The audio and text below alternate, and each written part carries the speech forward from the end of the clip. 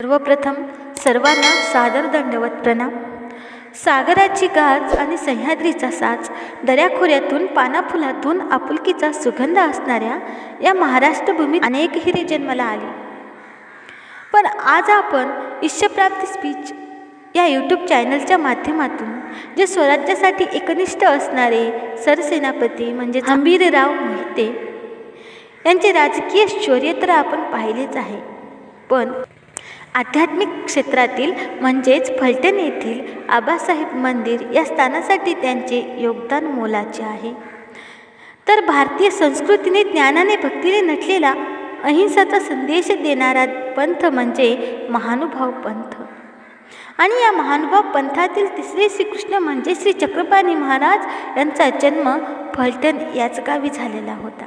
आणि श्री चक्रपाणी महाराज ज्या रंगशिळेवर बालपणी खेळले होते, वेदाचा अभ्यास केलेला होता, त्या शिळेला श्री चक्रपाणी महाराजांच्या चरणस्पर्शाने ती पावन झालेली ती शिळा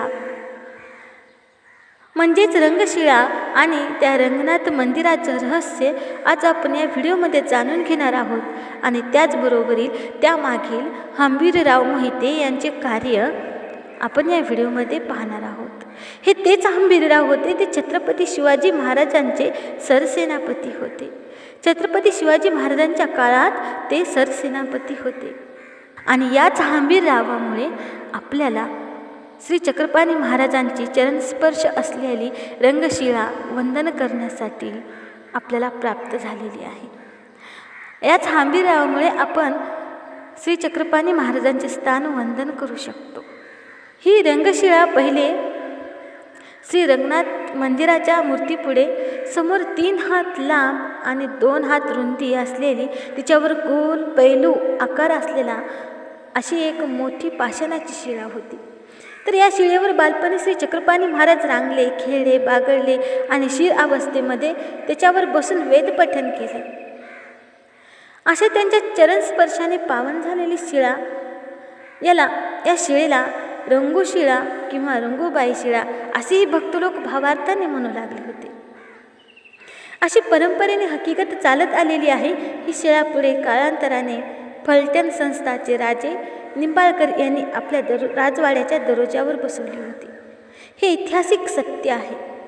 आणि इथूनच सुरुवात होते आपल्या हंबीरराव मोहिते यांच्या इतिहासाला.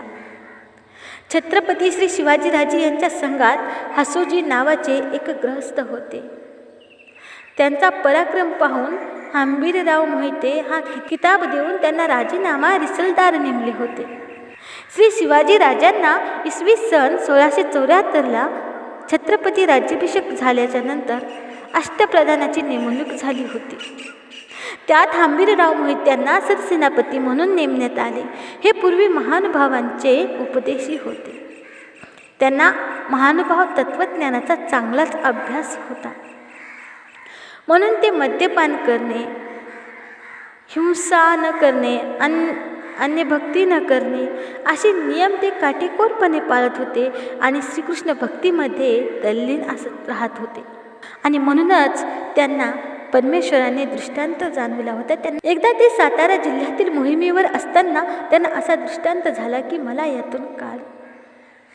पण याचा त्यांना अर्थबोध काही होईना. त्यांना स्वप्न पडलं, परमेश्वराने जाणविलं, पण त्यांना याचा अर्थ काहीच कळाला नाही. आणि परत पुन्हा परमेश्वराने त्यांना दृष्टांत झाला, राजवाड्याच्या दरवाजावर मी आहे, तेथून मला काढ. तेव्हा त्यांना अर्थबोध झाला आणि ते लगेच फलटणला आले. त्यावेळी फलटण संस्थानावर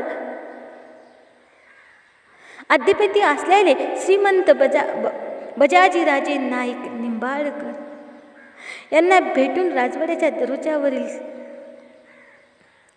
त्यावेळी ते फलटण संस्थानावर अधिपती असलेले श्रीमंत बजाजीराजे नाईक निंबाळकर यांना भेटून राजवाड्याच्या दरवाजावरील स्वप्नात दिसलेली शिळा त्यांनी पाहून घेतली आणि तिला पाहून त्या राजाला तिची मागणी केली.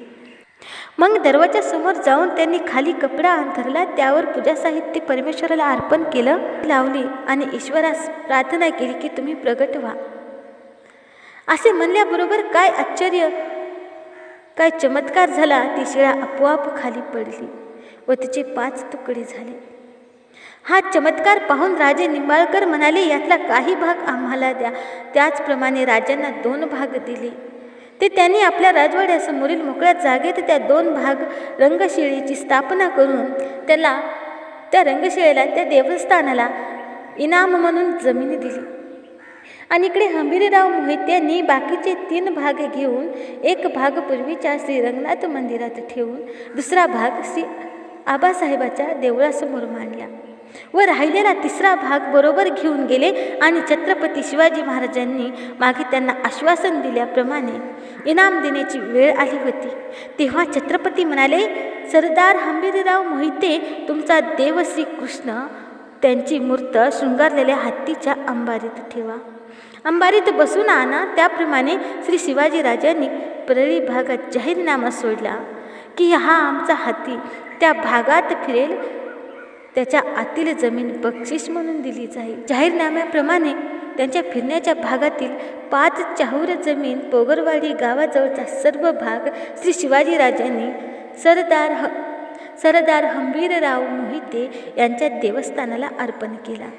हंबीररावाने श्रीकृष्ण उर्फ आणलेल्या रंगशिळेचे देऊळ बांधून स्थापना केली. या ठिकाणाला आज मोहितेवाडी किंवा रंगूबाईवाडी असे म्हणून ओळखले जाते. अशा प्रकारे हंबीररावाचा इतिहास होता आणि त्यांनी या प्रकारे आपल्याला श्री चक्रपाणी महाराजांच्या चरणस्पर्शाने पावन झालेलं जे पाषाण होतं, जे विशेष होतं, ते स्थान होतं, ते वंदन करण्यासाठी आपल्याला उपलब्ध करून दिलेलं आहे. शेवटी एवढेच बोलेन. दंडवत प्रणाम. जय श्री चक्रधर.